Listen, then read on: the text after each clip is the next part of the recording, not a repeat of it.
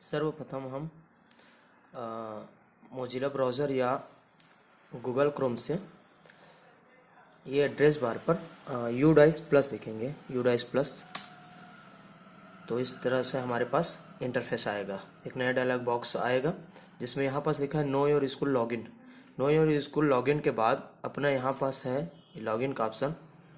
यहाँ पास अपन जो 3 ऑप्शन दिखा रहा है जैसे कि प्रोफाइल सुविधाएं, शिक्षक मॉड्यूल और रिपोर्ट मॉड्यूल, तो अपन को यहाँ पर जाना है। जैसे जिस मॉड्यूल में जाना है, जैसे मैं अभी वर्तमान में आप लोगों को प्रोफाइल और सुविधाएं के बारे में जानकारी देना चाहूँगा। तो यहाँ पास प्रोफाइल सुविधा को क्लिक करने के पास ये नया डायलॉग बॉक्स आया अपने पास जिसमें लिखा हुआ है login for DCF data entry and monitor. कई जने यही पास गलत कर रहे हैं। वो लोग क्या कर रहे हैं कि स्कूल मैनेजमेंट डायरेक्टरी में जाकर अपने स्कूल को लॉगिन कर रहे हैं, जिसके कारण उनका लॉगिन तो हो जाता है किंतु वो जो डेटा सुधार करना है वो वहाँ पास शो नहीं होता है। इसलिए अपन क्या करेंगे, ये login for DCF data entry में ही अपन को जाना है। तो इस टाइप से जिस विद्यालय का आप यूडाइस भर रहे हैं उनका यूडाइस और जो पासवर्ड आपको मिला होगा उससे आप ये इंटर कर सकते हैं। ये लॉगिन करने के बाद इस तरह से नया इंटरफेस आएगा और पासवर्ड को आप चाहे तो सेव कर सकते हैं ताकि बार बार लॉगिन और लॉग आउट का प्रॉब्लम ना हो। तो इस प्रकार से मैं एक स्कूल का यूडाइस कोड लिया और पासवर्ड लेकर यहाँ से प्रोफाइल एंड फैसिलिटी, ये जो अपने पास 2 चैप्टर दिखा रहा है प्रोफाइल एंड फैसिलिटी और टीचर, तो अपन सर्वप्रथम प्रोफाइल एंड फैसिलिटी में ही जा रहे हैं। देखते हैं यहाँ हम किस प्रकार से डेटा को चेंज कर सकते हैं या सुधार सकते हैं या नए सिरे से भर सकते हैं। तो अपन क्या करेंगे, ये जहाँ पास मेरा पॉइंटर चल रहा है उसको अपन क्या करेंगे, क्लिक करेंगे प्रोफाइल एंड ये वाला जो है ऑप्शन, ये प्रोफाइल एंड फैसिलिटी को क्लिक करेंगे। इस टाइप से नया डायलॉग बॉक्स आएगा, इसको अपन ओके कर देंगे।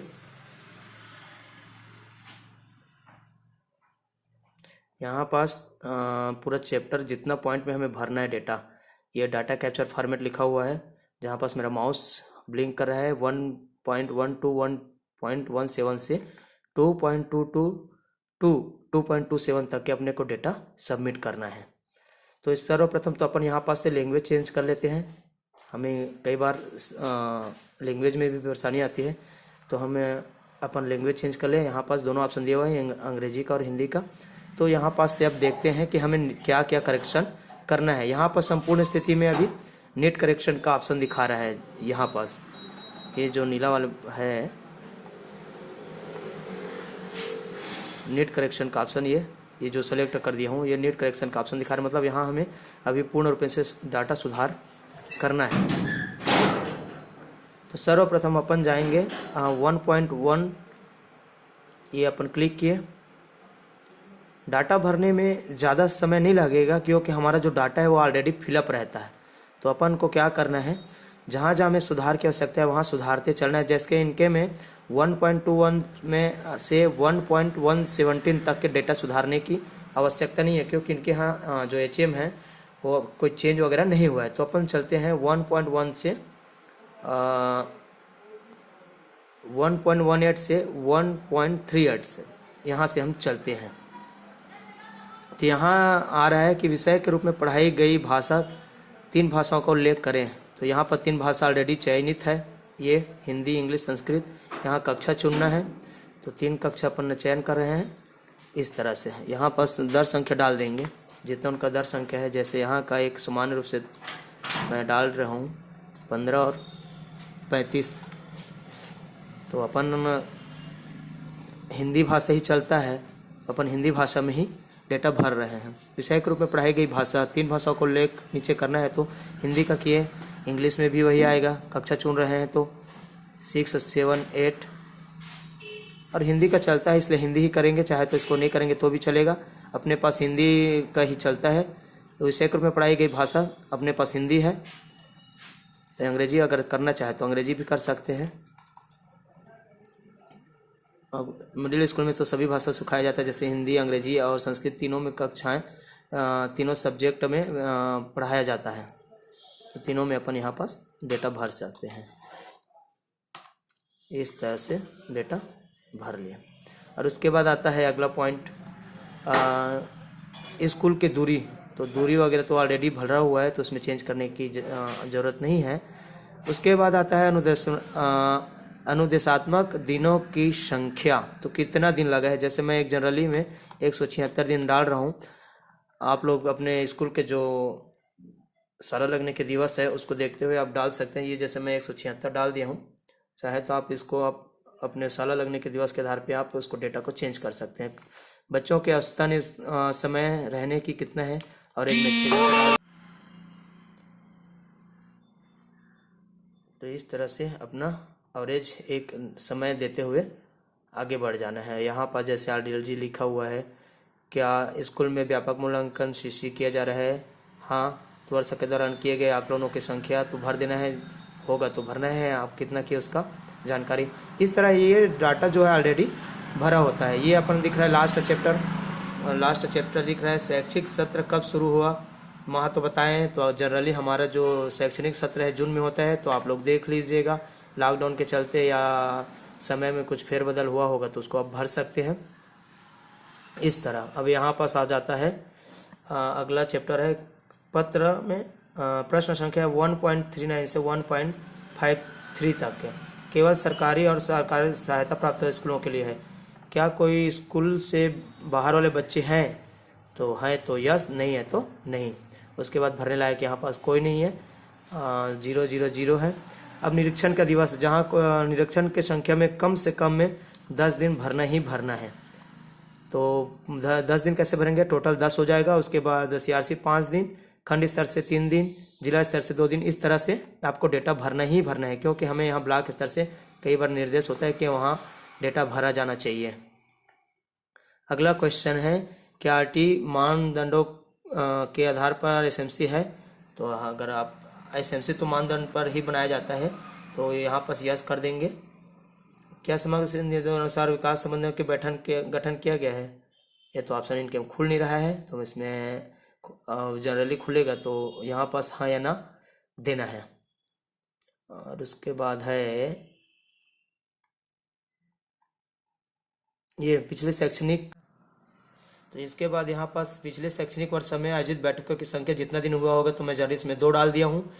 SMC SMD की योजना तैयार किया गया है, कब किया गया है? तो 17 डाल देंगे, 2021-22 जो भी है। अगले साल क्या स्कूल गठन किया गया? तो हाँ। क्या स्कूल में अपनी अकादमिक समिति का गठन है? तो यस। जो सुधार करने योग्य है उसमें हाँ नहीं का जानकारी आपको देते चलना है। क्या बहुकक्षा है? क्या स्कूल में बहुकक्षा कक्षा है? हाँ तो देना है, नहीं तो नहीं रहेगा। इस तरह से आपको सुधार करते हुए आपको डेटा को सबमिट कर देना है। और उसके बाद यहाँ पास जमा करें और अगला, जमा करें और अगला, इस तरह नया इंटरफेस आएगा। अगला चैप्टर है अपना 1 से 5 तक के। इसमें क्या निःशुल्क पाठ्यपुस्तक का पूरा सेट प्राप्त हुआ? तो पूरा सेट तो प्राप्त होना है, कब हुआ है? तो जून जुलाई जो भी जब आपको मिला होगा, तो उसका दर संख्या उसका माह चुन लेना है। क्या प्रत्येक ग्रेड के लिए टीएलएम उपलब्ध है? हाँ तो हाँ डालिए। बच्चों को वितरण किया गया है, तो जितना संख्या में वितरण करते हैं उसको डालते चलिएगा टीएलएम वगैरह, नहीं तो फिर नो रहेगा। उसके बाद अपन को अगला चैप्टर आता है, क्या माता पिता स्वयं सक्रिय रूप से कार्यात्मक साक्षरता और संख्यात्मक प्राप्त करने के लिए स्कूल का समर्थन करने में शामिल है? ये आपके ऊपर है, क्या है या नहीं, उसको आपको हाँ या ना में जानकारी देना है। मैं यहाँ यस कर दिया हूँ। यदि हाँ तो उस माह को उल्लेख करें जिसमें वर्तमान शैक्षणिक में यूनिफॉर्म प्रदान की गई है। तो यूनिफॉर्म कब प्रदान होती है? जैसे स्कूल हमारा ओपन होता है हमें यूनिफॉर्म प्रदान किया जाता है, निःशुल्क मिलता है।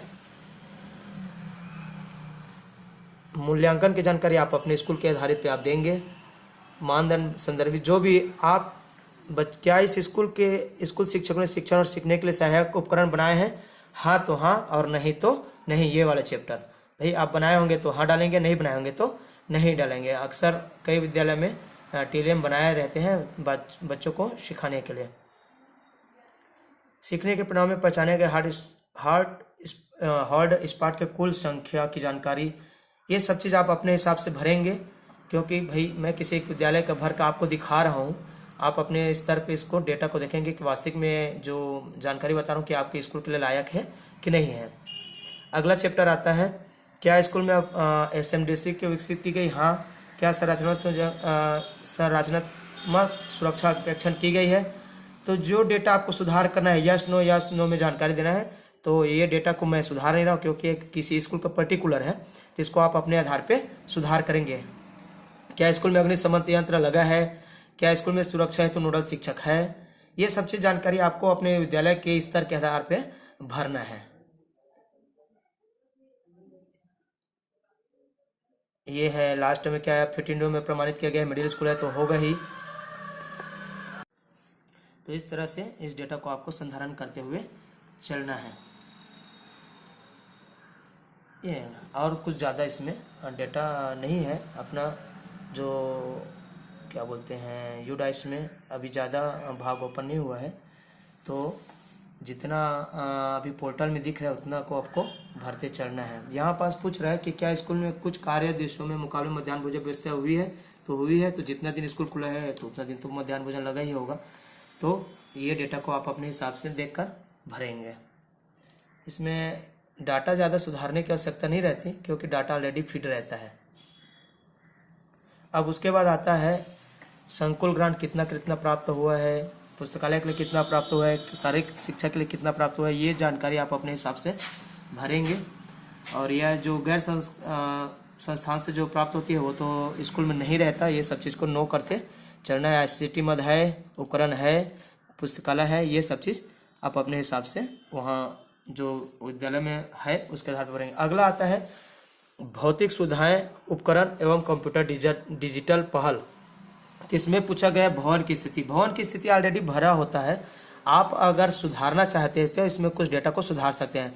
जैसे यहाँ बता रहे हैं कि पक्का बिल्डिंग 3 है, आंशिक रूप से पक्का 0, कच्चा भवन 0। तो ये अपने आधार अपने स्कूल के जो है वास्तविकता कि हमारे यहाँ कितना जर्जर है, कितना पक्का है, ये आप अपने स्कूल के विवरण के आधार पे आप इसको भर सकते हैं। इसमें अगर नहीं भरना है तो सीधा आपको क्या करना है, जमा करना है और अगला पेज करें, ये ऑलरेडी फिल रहता है। अगला आता है क्या स्कूल में शौचालय है? शौचालय सभी जगह है तो शौचालय भर देंगे। अगर पिछले वर्ष आपके यहाँ शौचालय था और अभी वो अक्रियाशील हो गया है तो 1 डालकर फंक्शनल नॉट फंक्शनल में डालना है। नहीं है करके आप नहीं डाल सकते। था लेकिन अभी वो टूटा हुआ स्थिति में है, ये ऑलरेडी इसके यहाँ सब सही है, भरा हुआ है, तो इसमें कुछ नहीं करेंगे। और उसके बाद इधर फिर नया चैप्टर आ जाता है कि क्या स्कूल के सुधार के विस्तार के लिए भूमि उपलब्ध है तो है, हाँ रहेगा, नहीं तो नहीं रहेगा। क्या स्कूल में खेल मैदान की सुविधा है? सभी जगह खेल मैदान की सुविधा रहती है, नहीं है वहाँ नहीं रहेगा। क्या शैक्षणिक क्षेत्र में स्वास्थ्य की जाँच हुई थी? अवश्य हुई होगी, कोई जगह 1 बार होता है, कोई जगह 2 बार किया जाता है, तो इसको भर देंगे। और यहाँ पास किए गए स्वास्थ्य जांच के मापदंड क्या क्या है? तो ऊंचाई, वजन, आंखें, चिकित्सीय, गला, जो भी है इसको आपको सुधारते हुए चलना है। यहाँ पास लेफ्ट साइड में देखिए पेयजल का मुख्य स्रोत में क्या डला हुआ है, इसको आपको अपडेट कर लेना है। ज़्यादा आपको सुधार करने की आवश्यकता नहीं रहती है, ऑलरेडी डाटा फिट रहता है। जिसको अपन स्क्रॉल करते हुए नीचे जाएंगे और सुधार करने होगा उसी को आपको सुधार करना है। जैसे इनके यहाँ पुस्तकों की संख्या भरा हुआ है, बुक बैंक है, क्या स्कूल में अपशिष्ट एकत्र करने कूड़ेदान है, सबके लिए इसमें सभी डाटा फिलअप है। तो इसको आप क्या करेंगे, जमा करें और अगला में जाएं। इस तरह ये डाटा सेव हो गया। क्या प्रधानाचार्य के लिए अलग से कमरा है, पुस्तकालय अलग कक्ष है, तो सब भरा है ऑलरेडी, तो उसमें कुछ ज़्यादा आपको सुधार करने की आवश्यकता नहीं है। यहाँ पास आए ऑडियो विजुअल की सार्वजनिक पद प्रणाली तो नहीं रहेगी। विज्ञान किट है, मिडिल स्कूल है तो है, गणित का किट है, बायोमेट्रिक उपकरण है, लेकिन बायोमेट्रिक उपकरण अभी क्या हो गया है, हाँ लेकिन कार्यात्मक नहीं है। ये सभी स्कूल के लिए कॉमन है क्योंकि बायोमेट्रिक सबको मिला था, लेकिन आज के डेट में वो बंद पड़ा हुआ है। और इसको क्या करेंगे, सेव करके आगे बढ़ जाएंगे।